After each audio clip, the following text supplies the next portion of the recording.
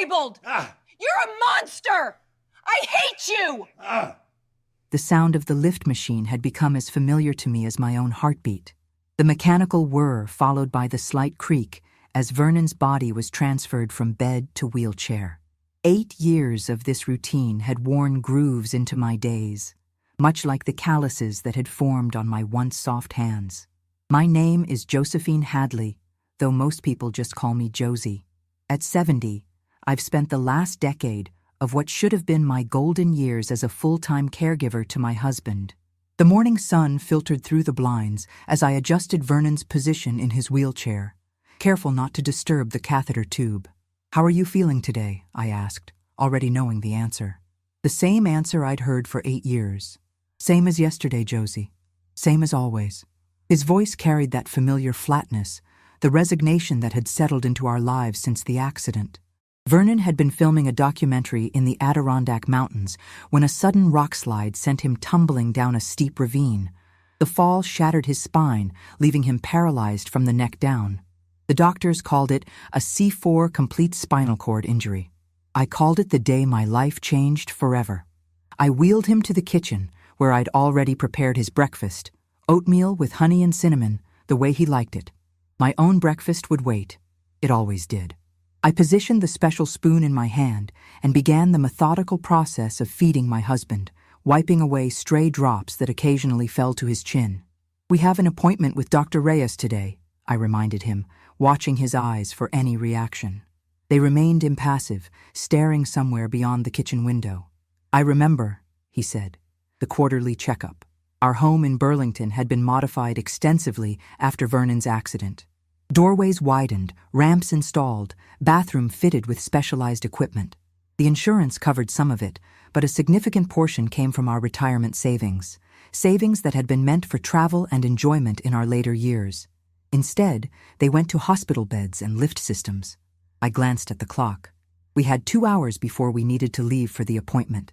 Just enough time to bathe him, change his clothes, and manage his medication schedule. The day-to-day care of a quadriplegic husband leaves little room for spontaneity. As I helped Vernon with his morning routine, my mind drifted to our daughter, Naomi. She hadn't visited in nearly 6 months, though she lived just 4 hours away in Minneapolis. Always an excuse. Real estate market busy, open houses to host, clients to meet. I understood busy, but not the kind of busy that keeps a daughter from her paralyzed father for half a year. "Have you heard from Naomi?" Vernon asked, as if reading my thoughts. "She sent a text last night. She might come for the weekend." "Might," he repeated, the word hanging between us. I had given up my career as a contadora forense when Vernon's accident happened. The demands of his care were simply incompatible with the long hours and focus my job required.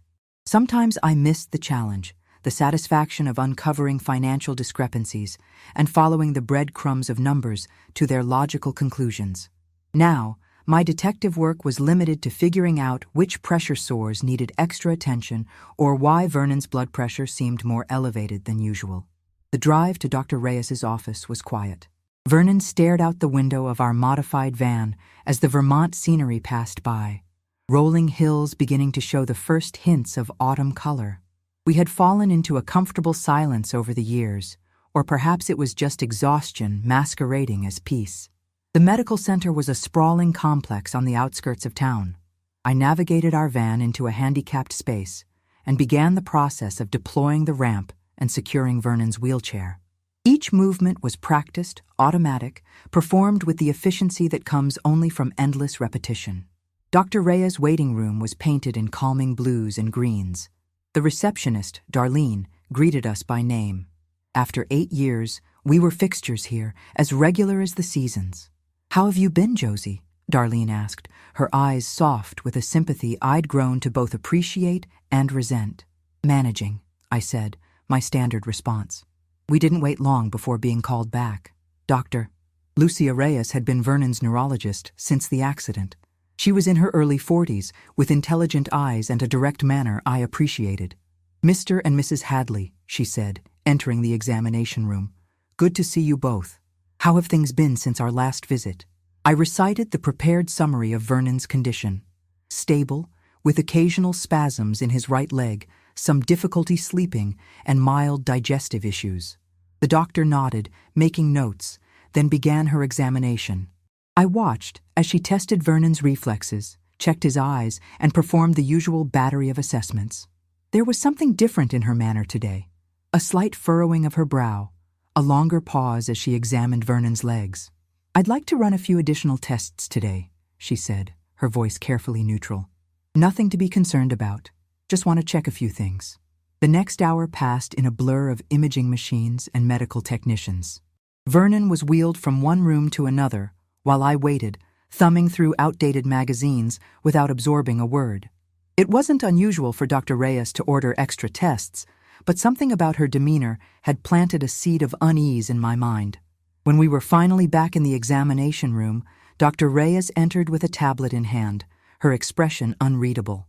"Mrs. Hadley, could I speak with you privately for a moment?" Vernon frowned. "Anything you need to say to my wife, you can say to me." Dr. Reyes hesitated. "I understand, but I'd prefer to discuss some things with Mrs. Hadley first, if that's all right." Before Vernon could protest further, I touched his shoulder. "It's fine. I'll just be a minute." I followed Dr. Reyes to her office, a small room lined with medical textbooks and framed credentials. She closed the door and gestured for me to sit. "Mrs. Hadley, Josie, I've been Vernon's doctor for 8 years now, and in that time, I've come to respect your dedication and care." "Thank you," I said, the unease growing stronger. "Is something wrong? Has his condition deteriorated?" Dr. Reyes took a deep breath. "Actually, it's the opposite. Some of the tests we ran today show something unusual. There are signs of nerve regeneration and muscle activity that shouldn't be possible with a complete C4 spinal injury." My mind struggled to process her words. "What does that mean?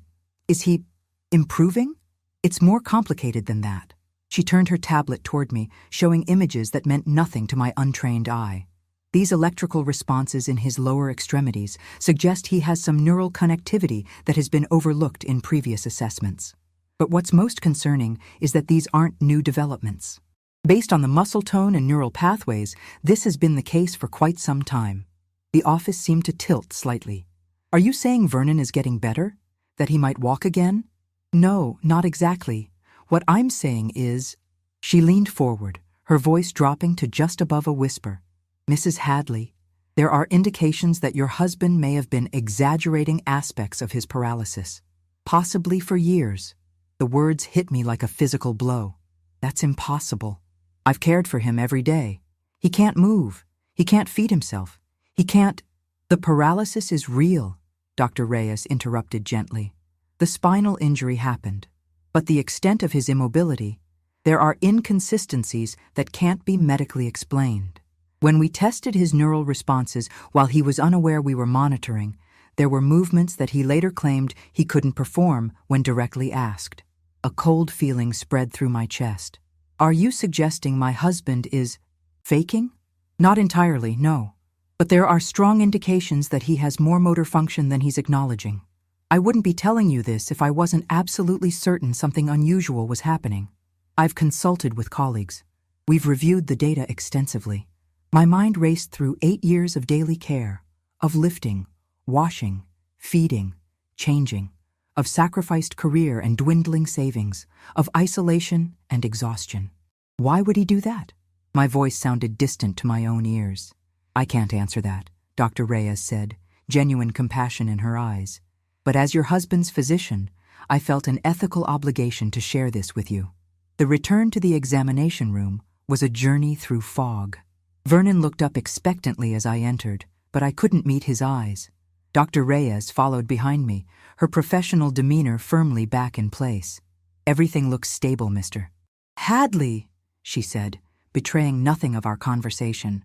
"I'd like to adjust your medication slightly, and we'll schedule another follow-up in 6 weeks rather than our usual 3 months." The drive home was silent, but different from the comfortable quiet of the morning.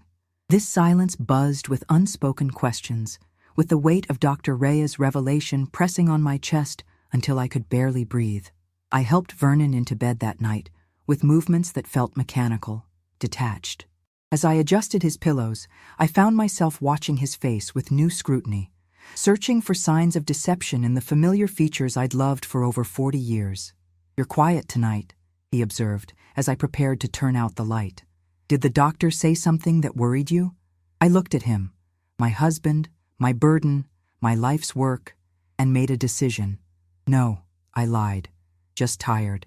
But as I lay in my separate bed across the room, sleep evading me, I knew that everything had changed. If what Dr. Reyes suggested was true, then the foundations of my existence for the past 8 years had been built on quicksand. I waited until Vernon's breathing deepened into the rhythms of sleep before slipping out of bed.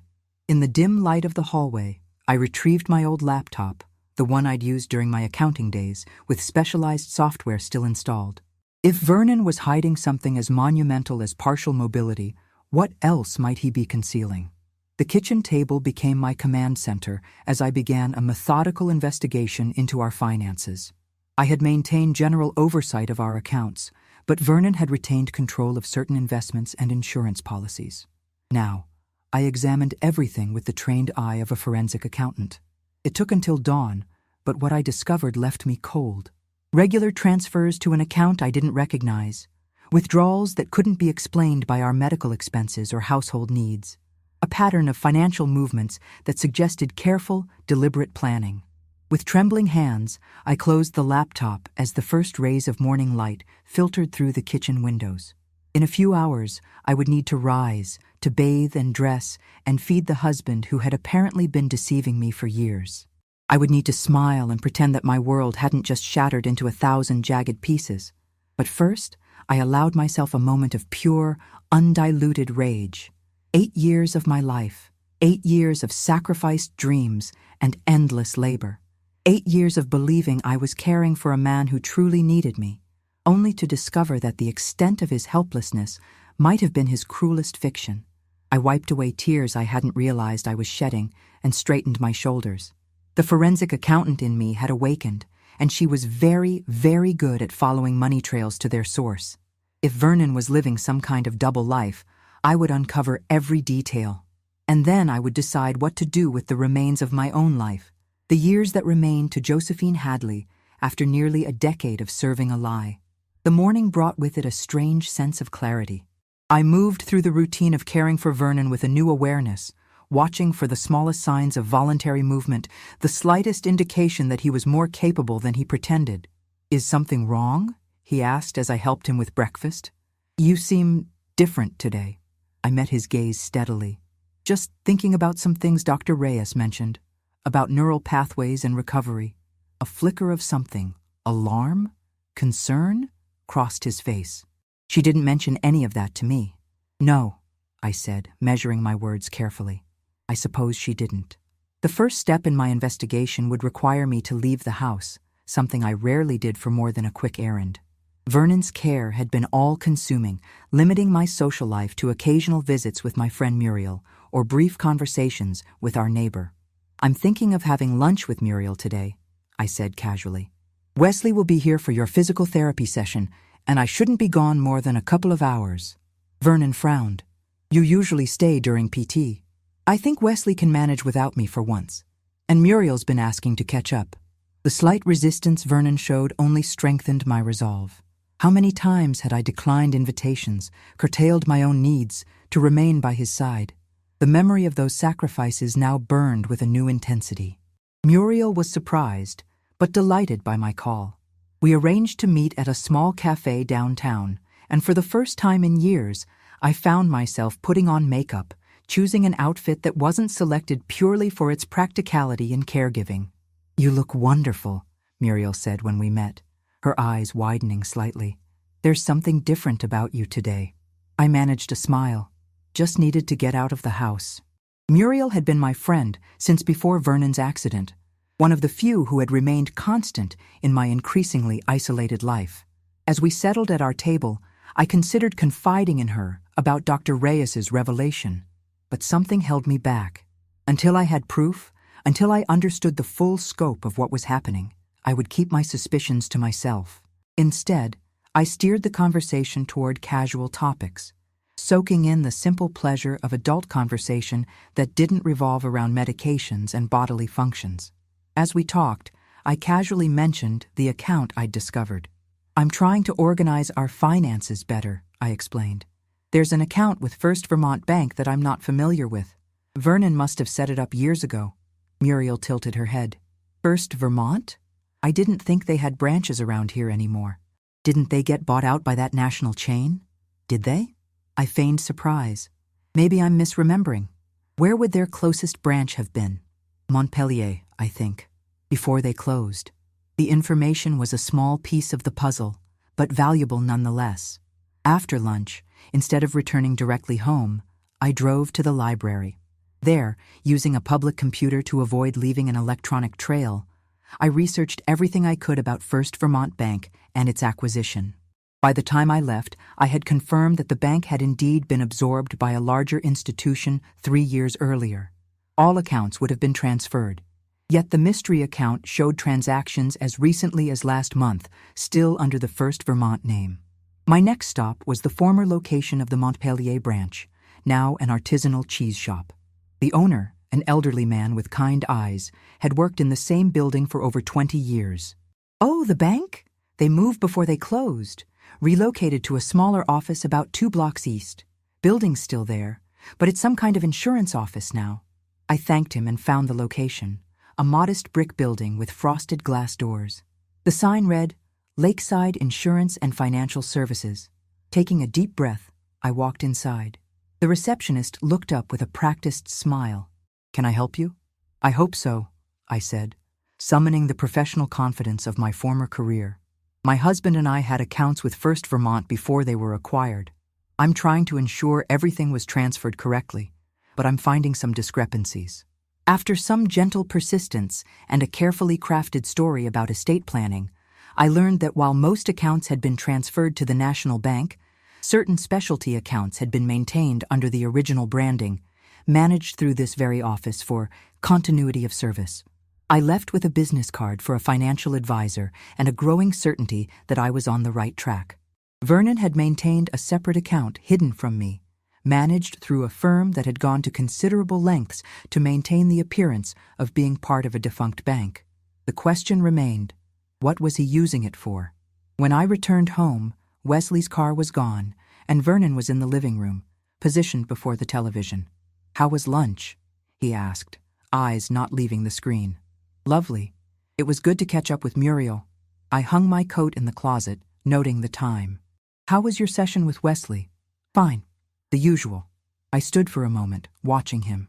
In 8 years of paralysis, Vernon had developed none of the severe muscle atrophy I'd seen in other long-term quadriplegics. I had attributed it to Wesley's dedicated physical therapy, but now I wondered if there were other explanations. I'm thinking of calling Naomi, I said suddenly. See if she really is coming this weekend. Vernon's expression remained neutral. No need to pressure her. She'll come when she can. The distance between our daughter and us, particularly me, had grown gradually over the years. I had assumed it was the natural pulling away of a child building her own life, perhaps mixed with the discomfort of seeing her once vibrant father reduced to dependency. Now, I had to consider other possibilities. I retreated to the kitchen, ostensibly to prepare dinner, but really to call our daughter from where Vernon couldn't overhear. Mom? Naomi answered, surprise evident in her voice. I rarely called during business hours. Hi, sweetheart. I was just checking if you're still planning to visit this weekend. A pause. Oh, I meant to call you. There's an important open house I need to handle. Can we reschedule for next month? The familiar disappointment was tinged now with suspicion. Of course. Your father will be disappointed, but he understands. Another pause. How is he doing? The same. We had his quarterly checkup yesterday. Dr. Reyes ran some extra tests. The silence on the line stretched a beat too long. Extra tests? Why? Is something wrong? Nothing specific, I said, choosing my words carefully. Just being thorough. Naomi, I've been thinking of coming to visit you in Minneapolis soon. Maybe next week. Would that work with your schedule? The alarm in her voice was unmistakable. Here? Why? Who would take care of Dad? I thought I might hire a temporary nurse. Just for a few days. I haven't had a break in, well, you know how long. Mom, I don't think that's a good idea. Dad needs consistency. You know how he gets with strangers. Why don't I try to come to you the following week instead? I agreed, knowing it was another promise that would likely be broken. But the call had confirmed something important. Naomi was protective of the status quo, anxious about changes to Vernon's care routine, and distinctly uncomfortable with the idea of me visiting her home. As I prepared Vernon's dinner and my own, my mind worked through the accumulating evidence. The hidden account, my daughter's strange reaction, the medical assessment suggesting Vernon had more mobility than he acknowledged. I served our meal, cutting Vernon's food into bite-sized pieces as I had thousands of times before. But tonight, as I raised the fork to his mouth, I deliberately hesitated, holding it just beyond his reach. For a fraction of a second, I saw it. An involuntary movement, his head straining forward slightly toward the food before catching himself and resuming his passive posture. "Sorry," I murmured, bringing the fork the rest of the way to his lips. But inside, a cold certainty was crystallizing. Dr. Reyes was right. Vernon had more control than he admitted. Later that night, after Vernon was asleep, I returned to my laptop at the kitchen table. This time, I dug deeper into our phone records, looking for patterns in calls and texts. What I found was a regular communication with a number I didn't recognize, always occurring during times I was out of the house. Grocery shopping, pharmacy runs, the rare social engagement. A quick search revealed the number belonged to a prepaid cell phone, impossible to trace further. But the timing of the calls told its own story. Someone was in regular contact with my husband. Someone who knew exactly when I wouldn't be present. As the night deepened around me, I formed a plan. I would need to create an opportunity to observe Vernon when he thought he was alone. I would need access to the mystery account's statements. And I would need to discover who was on the other end of those phone calls. For 8 years, I had been the devoted caregiver, the self-sacrificing wife. But before that, I had been Josephine Hadley, forensic accountant, a woman who followed evidence to uncover hidden truths. That woman was awakening now, and she would not rest until she uncovered every last lie that had consumed 8 precious years of her life. The deception that had paralyzed my existence was about to end, one way or another. The next morning, I woke before dawn with a clarity I hadn't felt in years. The fog of exhaustion and duty that had clouded my mind for so long had lifted, replaced by a sharp focus. I lay in bed, listening to Vernon's breathing across the room, wondering how many of his symptoms had been genuine and how many had been carefully crafted performances. I needed to create an opportunity to observe him unaware. After preparing his breakfast and morning medication, I made an announcement. "Clay called last night after you were asleep," I said, referring to our longtime friend. "His wife is having some sort of medical issue. He asked if I could come help for a few hours today." Vernon frowned. "Can't their daughter help?" "She's out of town," I lied smoothly. "I told him I'd come around 11. Wesley isn't scheduled today, so I'll need to call the home health agency for a temporary aid." The flash of concern on Vernon's face was subtle, but unmistakable. "Those agency people don't know my routine. Can't Clay find someone else?" "At his age, we're the someone else, Vernon." I kept my voice light, masking the bitterness that threatened to surface. "Besides, it's just for a few hours." I made a show of calling the agency, speaking to an imaginary coordinator about sending over a replacement caregiver. After hanging up, I informed Vernon that someone named Michael would arrive at 10:45. "I don't like strangers in the house," Vernon muttered. "It's just for one afternoon," I replied, already planning my next move. At 10:30, I gathered my purse and car keys, making all the usual preparations for leaving. I kissed Vernon's forehead, a gesture that now felt hollow, and walked out the front door. I started the car, backed out of the driveway, and drove around the block. After parking on a side street, I walked through a neighbor's yard that backed up to our property. Mrs. Winters was in Florida for the season and had long ago given me permission to use her garden as a shortcut when needed. Today, it served a different purpose. Our house had a small sunroom attached to the back, with windows that looked into the living room where I'd left Vernon. I crept toward it, careful to stay out of sight lines. The morning sun created a glare on the glass that would make it difficult for anyone inside to detect movement outside. I positioned myself where I could see Vernon clearly. He was exactly where I'd left him, in his wheelchair facing the television. For nearly 15 minutes, nothing happened. He remained still, occasionally blinking, the very picture of immobility that I'd come to know so intimately.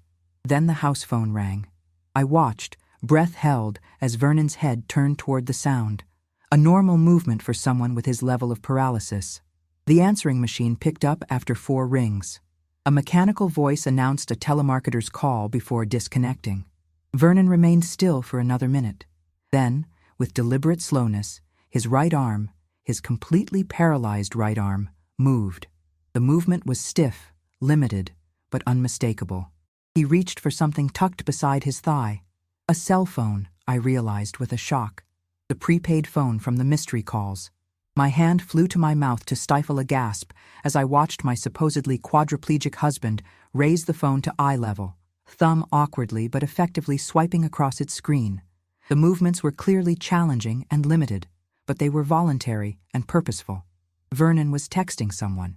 After completing his message, he carefully returned the phone to its hiding place and resumed his previous position of complete immobility. The transformation was so seamless, so practiced, that had I not seen the preceding moments, I would never have suspected he was capable of movement. I backed away from the window, mind racing. The deception was real, confirmed now by my own eyes. But the extent of it remained unclear. Vernon clearly had some mobility in his upper body, significantly more than he had ever demonstrated in my presence. But how much? And for how long had he been hiding it? More importantly, who was he texting? Instead of confronting him immediately, I stuck to my original plan. I walked back to my car and drove to the public library. There, I could use their computers without leaving digital footprints and continue my investigation. My first task was to follow the money trail from the mystery account. Using skills I hadn't exercised in years, I managed to access partial records through a financial aggregator service. The transactions told a disturbing story. Regular withdrawals coinciding with my scheduled absences from home, payments to a service simply listed as Lakeside Consulting, and most alarmingly, a recent transfer of a substantial sum to an account under Naomi's name, my own daughter. The realization cut deeper than Vernon's betrayal. I next searched for information on Lakeside Consulting, finding it registered to a woman named Valerie Simmons. The name meant nothing to me, but a social media search revealed a striking woman in her mid-40s with carefully styled auburn hair and a smile that seemed to hold secrets. Further digging connected her to a home healthcare service that specialized in companion care. Yet the payments from Vernon's account far exceeded typical rates for such services. Either Valerie Simmons was the world's most expensive home health aide, or she was providing services of an entirely different nature. I sat back, connecting the dots. A hidden account, secret communications, suspicious payments, a woman half his age. The picture emerging was as cliché as it was devastating. But I needed more concrete evidence before confronting either Vernon or Naomi. I checked the time. I'd been gone just over 2 hours, a reasonable duration for my fabricated errand. Before returning home, I made a quick stop at an electronics store. The tiny cameras I purchased were designed for home security, inconspicuous, wireless, and capable of recording to a cloud server I could access remotely. Under the guise of bringing back a care package from Clay's wife, I returned home with my hidden purchases. Vernon was exactly where I'd left him, the very image of helplessness. I swallowed the bile that rose in my throat as I greeted him with the same solicitous care I'd shown for 8 years. "How did it go with the aide?" I asked, setting down my bags. "Fine," Vernon replied flatly. He didn't know where anything was. I told him just to leave me be. I nodded sympathetically, all while noting that nothing in the house seemed disturbed. No dishes in the sink, no sign that anyone had been there to assist Vernon with lunch or toileting or any of the myriad needs he supposedly had. "Well, I'm home now," I said. "Let me get you something to eat." That evening, after Vernon was asleep, I installed the tiny cameras, one in the living room, angled to capture his wheelchair and the surrounding area, one in the hallway that led to our bedroom, and one in the kitchen, where I'd observed him eyeing the counter where I kept his medications. For the next week, I maintained our routine while reviewing the footage each night after Vernon slept. The evidence accumulated slowly but definitively. When certain I was gone and the house was empty, Vernon displayed increasing levels of mobility. He could move both arms with effort. He could shift himself in his chair without assistance. Once, he even managed to wheel himself from the living room to the kitchen, where he retrieved a bottle of water from the refrigerator, a task he had never once performed in my presence. The cameras also captured him making phone calls on his hidden cell phone, and most disturbingly, taking only partial doses of his prescribed medications before discarding the rest. The implications were staggering. He had been intentionally maintaining a level of sedation and muscle relaxation that mimicked more severe paralysis than he actually experienced. But the most revealing footage came unexpectedly on the 8th day of my surveillance.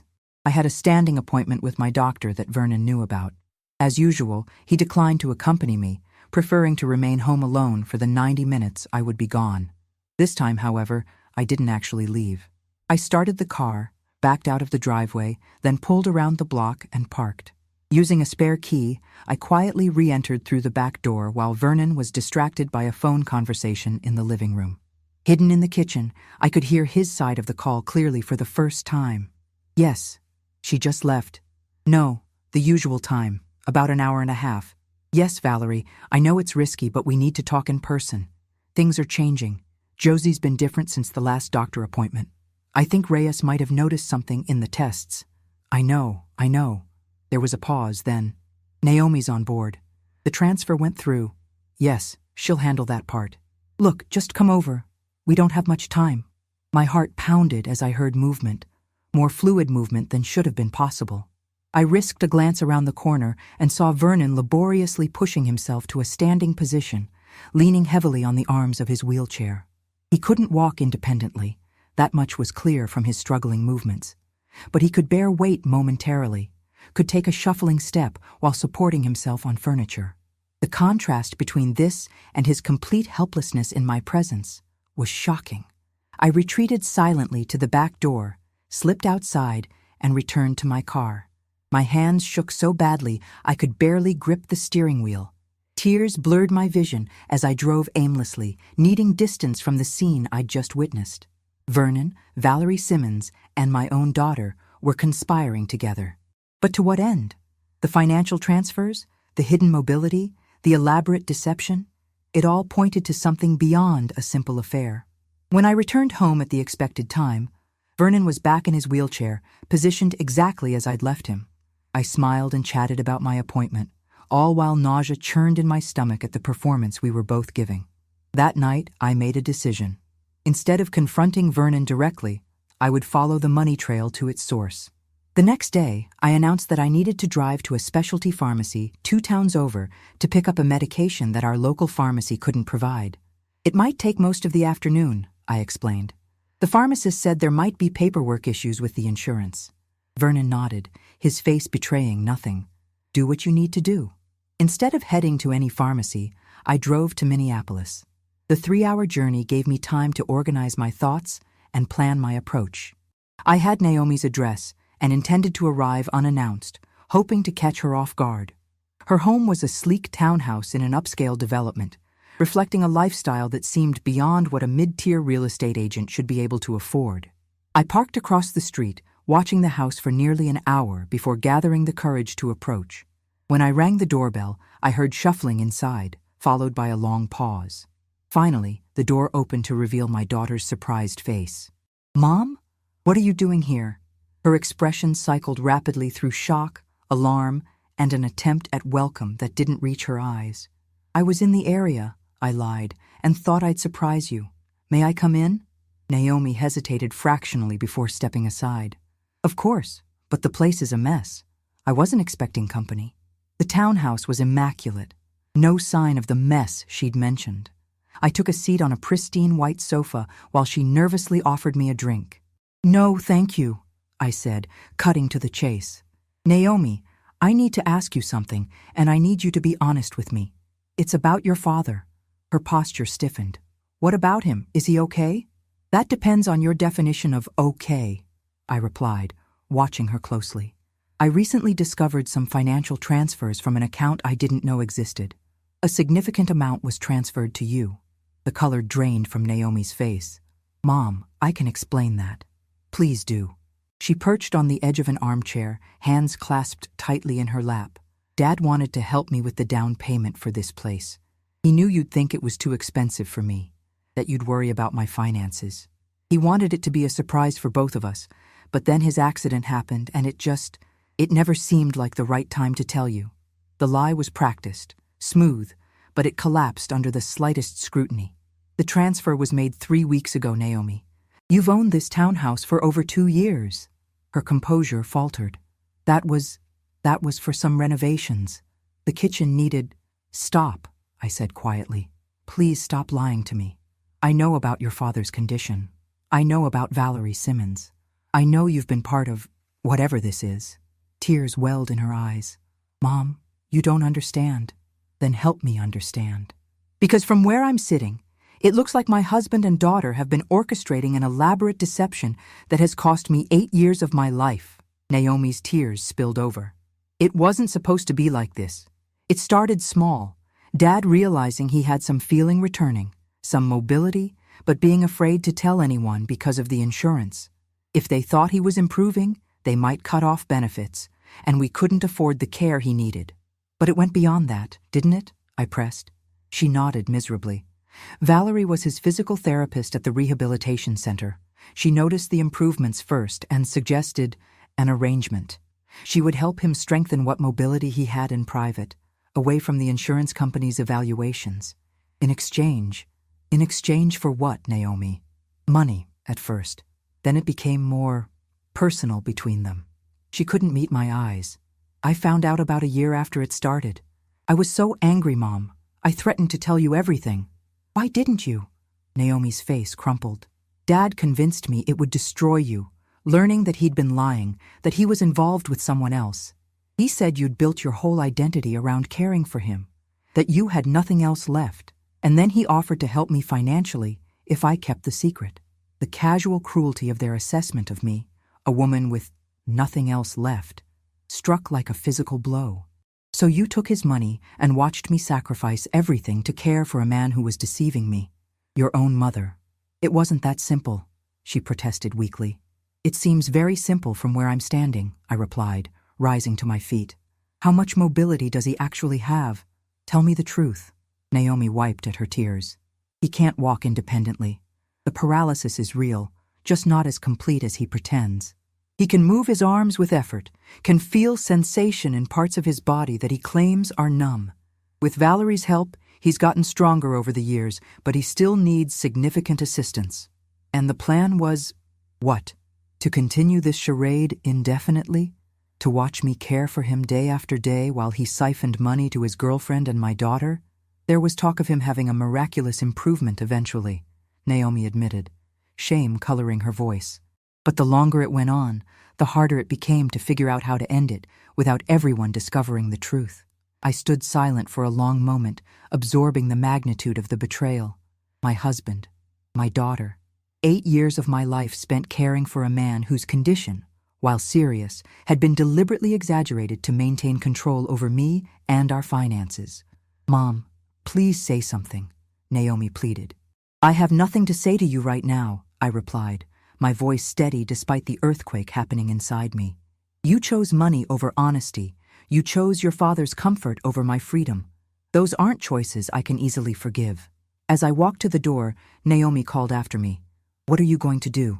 I turned back to look at my daughter, this stranger who shared my blood, but apparently none of my values. I'm going to do what I should have done years ago. I'm going to start living for myself. The drive back to Burlington gave me time to formulate a plan. I had all the evidence I needed now, the financial records, the surveillance footage, and Naomi's confession. But confronting Vernon immediately would only give him time to construct new lies, perhaps even to hide assets I hadn't yet discovered. No, this required careful strategy. I needed legal counsel. I needed to secure my financial future. And most of all, I needed to reclaim the years that had been stolen from me. Not the past 8, which were irretrievably lost, but all the years that remained. As I pulled into our driveway, darkness had fallen. Through the living room window, I could see Vernon in his wheelchair, positioned exactly as I'd left him hours ago. The sight that once filled me with compassion now ignited only determination.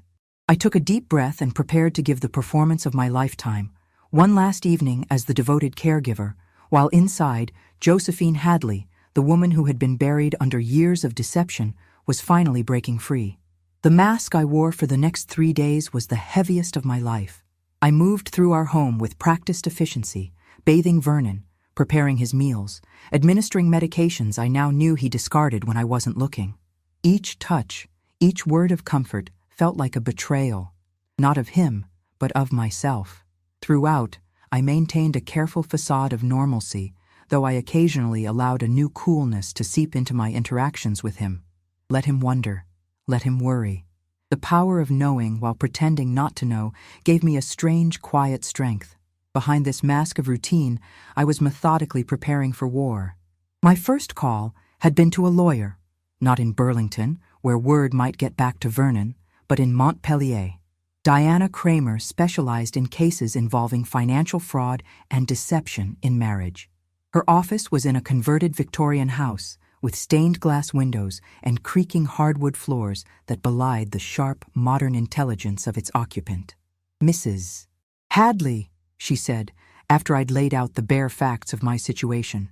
"What you're describing is not just marital fraud, but potentially insurance fraud as well. The implications are serious." "I understand," I replied. "I'm not interested in punishing my husband through the criminal justice system. What I want is a divorce that acknowledges the years of deception and compensates me accordingly." Diana nodded, making notes on a yellow legal pad. "The evidence you've gathered is compelling. The video footage in particular will be powerful in settlement negotiations. However, you mentioned your daughter's involvement. Are you prepared for the possibility that she could face consequences as well?" The question cut through me. Despite everything, Naomi was still my child. I don't want to pursue anything against my daughter. Her participation was complicated. "I understand," Diana said, though her tone suggested she might not entirely agree. "Let's focus on the divorce and financial settlement then. The first step is securing your immediate future. Do you have access to funds independent of your husband?" I nodded. "Some. I maintained a small personal account that Vernon doesn't know about. It's not much, but it would cover a few months of expenses if necessary." "Good. The next step is documenting everything. The accounts you've discovered, the transfers, all evidence of the deception. We'll need to file for divorce on grounds of fraud and seek an emergency financial order to prevent him from hiding or transferring additional assets." The conversation continued for over an hour as we mapped out a strategy. By the time I left Diana's office, I had a clear path forward and a weight lifted from my shoulders. For the first time in 8 years, I was taking control of my own life. My next stop was a bank in a neighboring town where I opened a new account under my name alone. I transferred the majority of my personal savings into it, leaving just enough in my old account to avoid raising Vernon's suspicion. The third component of my preparation was finding a place to live. Through a rental agency, I secured a small apartment in a building for seniors on the opposite side of Burlington from our home. The lease wouldn't start for 3 weeks, but having it arranged gave me a destination, a physical manifestation of my impending freedom. As I drove home from these clandestine errands, I felt a buzzing energy I hadn't experienced in years. The woman I used to be, competent, independent, sharp-minded, was reawakening with each decision I made for myself. At home, Vernon noticed the change in me despite my attempts to conceal it. "You seem different lately," he commented one evening as I prepared our dinner. "More, I don't know, distant." I continued chopping vegetables, not looking up. "Do I? I haven't noticed. Is something bothering you, Josie? You know you can talk to me about anything." The audacity of his statement nearly made me laugh. Talk to him about anything? When he had orchestrated the most elaborate deception imaginable? "I'm fine, Vernon, just tired." He didn't press further, but I could feel his eyes on me, assessing, calculating. He was perceptive. He had to be to maintain his charade for so long. I would need to be careful in these final days before everything changed. That night, after Vernon was asleep, I received a text from Naomi. "Mom, please call me. We need to talk." I deleted the message without responding. Whatever justifications or explanations she wanted to offer would have to wait. I needed all my emotional energy focused on the task ahead. On the 4th day after my visit to Minneapolis, I put the final pieces of my plan into motion. I gathered the last of the evidence I needed from Vernon's hidden accounts, made copies of all relevant documents, and packed a small suitcase with essentials that I hid in the trunk of my car. Everything was prepared for the confrontation I had rehearsed countless times in my mind.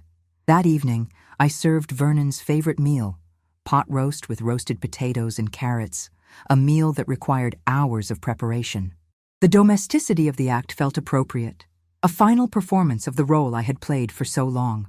We ate in the dining room rather than in front of the television, another departure from routine that Vernon noted with raised eyebrows but didn't question. I even opened a bottle of red wine, pouring a glass for myself and offering one to Vernon, who rarely drank since his accident. "What's the occasion?" he asked, accepting the glass with a wariness poorly disguised as appreciation. "Does there need to be one?" I took a deliberate sip of my wine. I thought it might be nice to have a proper dinner for once. The meal progressed with stilted conversation about mundane topics. A documentary Vernon had watched, the changing leaves on the maple tree outside our window, the possibility of an early winter according to the weather reports. All the while, I gathered my strength for what was to come. As I cleared the plates and served coffee, I finally spoke the words I had been holding back for days. "I saw Naomi recently," I said, my voice steady. "In Minneapolis. We had an interesting conversation." Vernon froze, his coffee cup halfway to his lips. A series of emotions crossed his face: surprise, confusion, and finally, the first hints of alarm. "You went to Minneapolis? When?" "When I said I was going to that specialty pharmacy." I sat back down across from him, meeting his gaze directly. "It's remarkable how many tasks I've been able to complete while you thought I was running errands. Almost as remarkable as the movement you've been able to achieve while I thought you were completely paralyzed." The color drained from his face. "Josie, I don't know what you're—" "Please don't." I raised a hand to silence him. "Don't compound 8 years of lies with more lies. I know, Vernon. I know about the partial mobility you've hidden. I know about Valerie Simmons. I know about the money you've been moving through accounts I wasn't supposed to discover. I know everything." His expression shifted, calculation replacing denial. "Who told you?" "Naomi? That girl never could keep a secret." Naomi confirmed what I had already discovered on my own. I pulled out my phone and played a clip from the surveillance footage, Vernon standing briefly, supporting himself on his wheelchair arms. "But I didn't need her confirmation. I've seen the evidence with my own eyes." Vernon's jaw tightened. For a long moment he said nothing. Then, with visible effort, he pushed himself to a more upright position in his wheelchair, a movement he had never performed in my presence before. "It's not what you think, Josie." His voice had lost the flat affect he typically used, replaced by a sharper, more animated tone. "Yes, I regained some function. But the insurance—" "Don't talk to me about insurance," I interrupted. "This went far beyond protecting our benefits. The affair, the hidden money involving our daughter in your deception, none of that was about insurance." He had the grace to look momentarily ashamed. "The situation with Valerie, it developed over time. She helped me when I was at my lowest. She understood what I was going through in a way that I couldn't." I finished for him. "Because I was too busy being your full-time caregiver? Because I gave up my career, my independence, my identity to care for you?" "I never asked you to give those things up," he countered, a defensive edge creeping into his voice. "Didn't you? You accepted my sacrifices readily enough. You watched me exhaust myself caring for needs you didn't fully have. You let me believe you were completely helpless when you knew that wasn't the entire truth." Vernon sighed heavily. "What do you want from me, Josie? An apology? Yes, I should have told you when I started regaining some function. But it started so small. A twitch here, a bit of sensation there. By the time it became significant, the lie was already established. And then there were the financial considerations." "The financial considerations," I repeated flatly. "You mean the benefits you didn't want to lose. The money you wanted to funnel to your girlfriend and our daughter instead of using it to hire help that would have given me some freedom." His eyes narrowed. "You make it sound so calculated." "Wasn't it? 8 years, Vernon. 8 years of watching me put my life on hold while you secretly built another life for yourself. A new tension entered his posture. So what happens now? You've made your dramatic revelation. What do you want? Money? Your freedom? What's the price for your silence? The question revealed everything about how little he knew me after 40 years of marriage. He assumed I wanted to negotiate, to extract something from him in exchange for continuing the charade. I don't want your money, Vernon. I don't want to be paid off like Naomi or Valerie. What I want is a divorce. The word hung in the air between us, heavy with finality. A divorce, he repeated slowly. You'd throw away 40 years of marriage over this? I'm not the one who threw it away, I replied quietly. You did that when you decided that your comfort was more important than my freedom. When you watched me sacrifice everything to care for you, while you maintained a secret relationship with another woman. Vernon's expression hardened. And if I refuse? If I deny everything? It would be your word against mine, the word of a devoted husband against a wife who abandoned her vulnerable, disabled spouse. I smiled then, a cold expression that felt foreign on my face. That's where you're wrong. I have the video evidence. I have the financial records.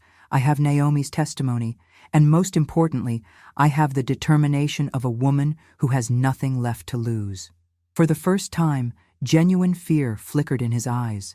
He had underestimated me, a mistake many had made throughout my life, but one I would no longer tolerate. My lawyer will be contacting you tomorrow, I continued, rising from the table. In the meantime, I've arranged for a home health aide to arrive in the morning.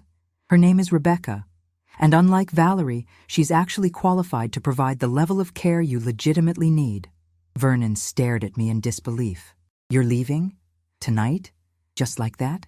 Just like that, I confirmed, though in truth, nothing about this decision had been sudden or simple.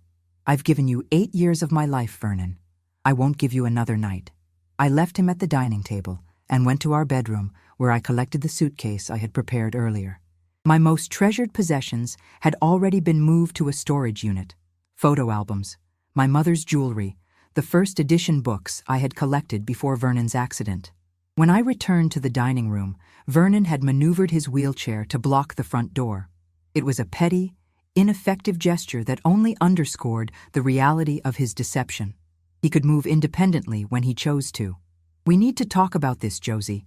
You can't just walk out after 40 years. We've had 8 years to talk, Vernon. 8 years during which you chose to lie to me every single day. I moved past him toward the side door that led to the garage. I suggest you use this time to consider what you'll say to your lawyer, because mine is very good and very angry on my behalf. As I loaded my suitcase into the car, Vernon appeared at the garage door, his face contorted with a mixture of rage and panic. Where will you go? He demanded. You have nothing without me. No career, no recent work history, no place in the world. You've been a caretaker so long you don't know how to be anything else. His words were designed to wound, to instill doubt, to make me second-guess my decision. 8 years ago, even 8 weeks ago, they might have worked. But not now. That's where you're wrong, I said, sliding into the driver's seat. I was Josephine Hadley long before I was your wife or your caregiver, and it's time I remembered who that woman is. I closed the car door, started the engine, and backed out of the garage without looking back. In the rearview mirror, I caught a glimpse of Vernon in the doorway, his face a mask of disbelief. He had never imagined I would actually leave. In his mind, I was a supporting character in his life story, not the protagonist of my own. That night, I checked into a hotel on the outskirts of town. The room was simple but clean, with a view of the mountains in the distance. I sat on the edge of the bed, half expecting to feel regret or uncertainty. Instead, I felt a profound sense of peace washing over me. My phone buzzed repeatedly with texts and calls from Vernon, then from Naomi. I silenced it without reading their messages. Whatever they had to say could be directed to Diana Kramer from now on. Instead, I took a long shower, letting the hot water wash away the residue of deception that clung to me. I changed into a nightgown I had purchased specially for this occasion. Not the practical cotton I had worn for years, but soft silk that felt luxurious against my skin. As I slipped between the hotel sheets, exhaustion finally caught up with me. But it was a different kind of tiredness than I had become accustomed to. Not the bone-deep fatigue of endless caregiving, but the satisfying weariness that comes from standing up for oneself. Tomorrow would bring its own challenges. There would be legal battles, financial negotiations, painful conversations with Naomi, and the daunting task of rebuilding a life at 70. But for tonight, for the first time in 8 years, I would sleep as a woman who had reclaimed her autonomy, her dignity, and her future. Just before drifting off, I realized I was smiling. Vernon had been right about one thing.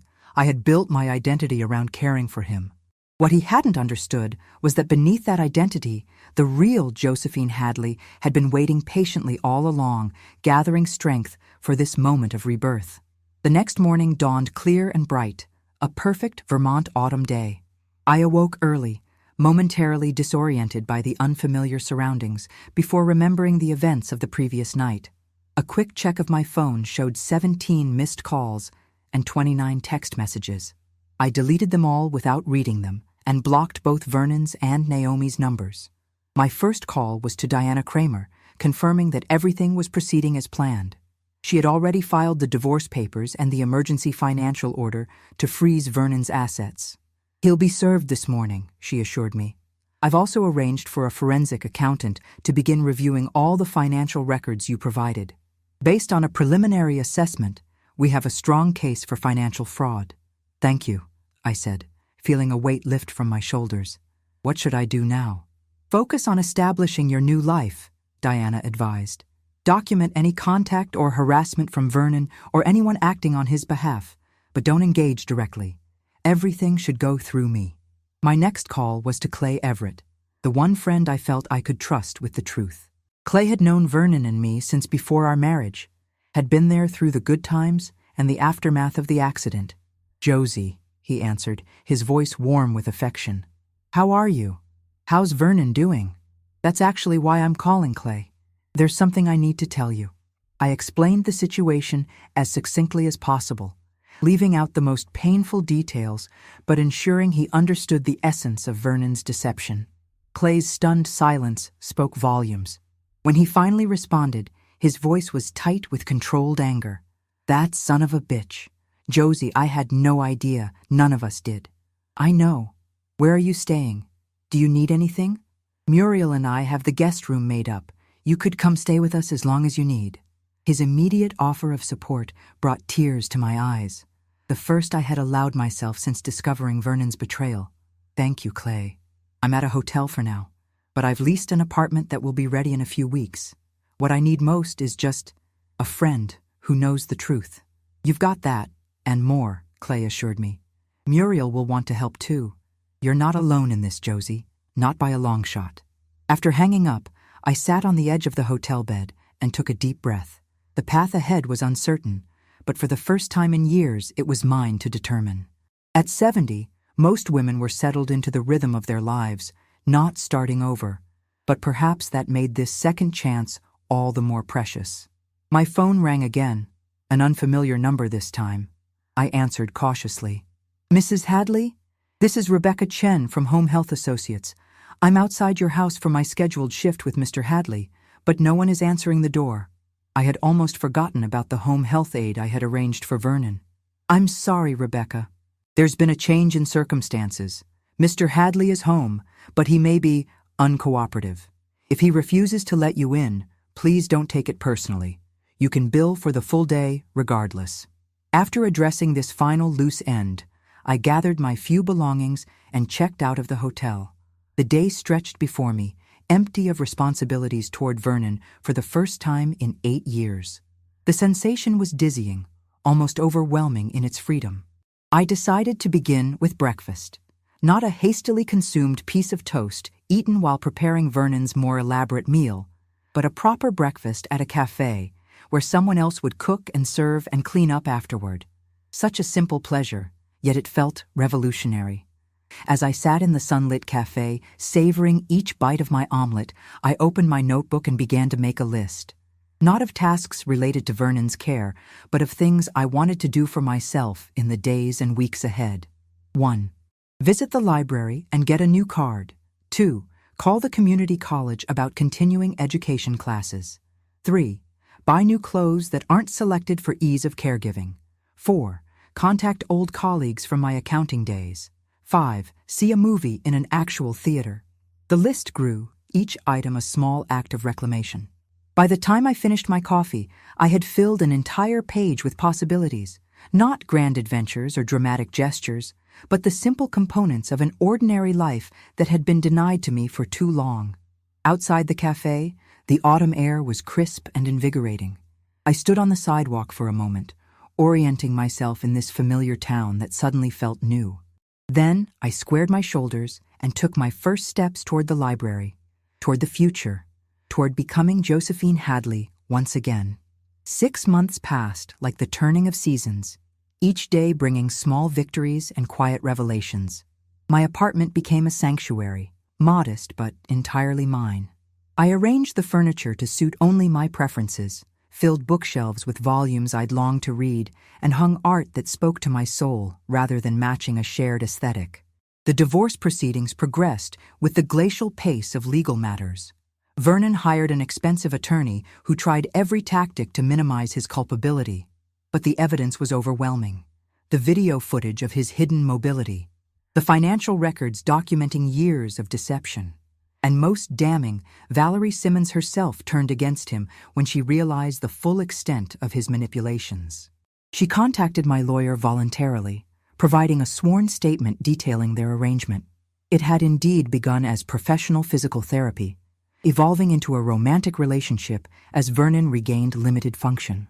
But according to Valerie, Vernon had misled her as well, claiming I knew about his improvements and preferred to maintain our caregiver-dependent dynamic for financial benefits. The betrayal had layers I was still discovering. Naomi eventually came to see me at my apartment, her face drawn with shame and regret.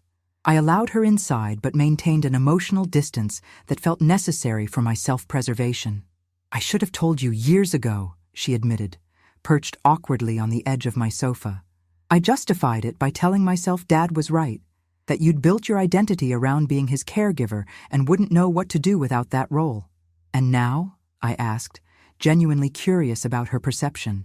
She gestured around my apartment, at the easel by the window where I'd begun painting again, at the accounting textbooks on the coffee table marking my recertification studies. "Now I see I never really knew you at all." Our relationship remained fragile, fractured by her betrayal, but not irreparably broken. Time might heal what confrontation could not. The settlement, when it finally came, was more favorable than I had dared hope. Vermont's courts took a dim view of Vernon's deception, awarding me the majority of our assets plus additional compensation for what the judge termed extraordinary marital fraud. I would never be wealthy, but I would be secure, free to build whatever life I chose with the years remaining to me. Vernon attempted to contact me several times after the settlement, sending letters filled with justifications thinly disguised as apologies. I returned them unopened. Some betrayals transcend forgiveness, not from bitterness, but from a clear-eyed recognition that the relationship was built on fundamental dishonesty. What he wanted, absolution perhaps, or a continued connection, was not mine to give. I focused instead on reconstruction. At 70, I didn't have decades to rebuild, which made each day more precious, each choice more significant. I joined a book club at the library, finding unexpected pleasure in literary discussions with women who knew nothing of my past. I enrolled in accounting refresher courses, my mind awakening like a garden after winter as I engaged with numbers and analyses again. I even began volunteering at a local women's shelter, using my financial expertise to help women escaping controlling relationships establish economic independence. Clay and Muriel remained steadfast friends, inviting me to dinner parties where, gradually, I learned to participate in social conversations again without automatically checking to see if Vernon needed anything. 1 year to the day after I walked out of my former home, I treated myself to dinner at the most expensive restaurant in Burlington. I dressed carefully in clothing I had selected purely for beauty rather than practicality. A silk blouse in deep teal, tailored black pants, and a necklace of silver and amber I had purchased with my first consulting check. The maitre d' raised an eyebrow when I requested a table for one, but I had long since ceased to care about others' perceptions of solitary women. I ordered a glass of champagne and the chef's tasting menu, savoring each course with the focused appreciation of someone who understands that pleasure is never guaranteed. As I lingered over dessert, a perfect chocolate soufflé, I reflected on the woman I had been 1 year earlier. Exhausted, diminished, existing rather than living. The transformation was not miraculous, but methodical, built on daily choices to value myself after years of systematic erasure. Vernon's betrayal had wounded me deeply, but it had also freed me from a life of false obligation. In trying to control me through deception, he had inadvertently given me the push I needed to reclaim my independence. The waiter brought my check with a sympathetic smile, clearly assuming I'd been stood up or abandoned. I signed the receipt with a generous tip and a private smile of my own. I wasn't abandoned, I was liberated. Outside, the Vermont night was clear and cold, stars pricking the darkness above. I stood for a moment on the sidewalk, breathing in the crisp air, feeling its vital chill in my lungs. At 71, I had fewer years ahead than behind, but for the first time in decades, those years belonged entirely to me. I walked home through quiet streets, my pace unhurried, but purposeful. There was no one waiting for my return, no one whose needs superseded my own. The solitude felt not like loneliness, but like possibility, open-ended and luminous with potential. This was not the life I had expected. It was better. It was mine. If you've ever felt trapped in a life that wasn't meant for you, please subscribe to hear more stories of women who found their strength later in life. Don't forget to hit that like button and share with someone who might need to hear that it's never too late to start over.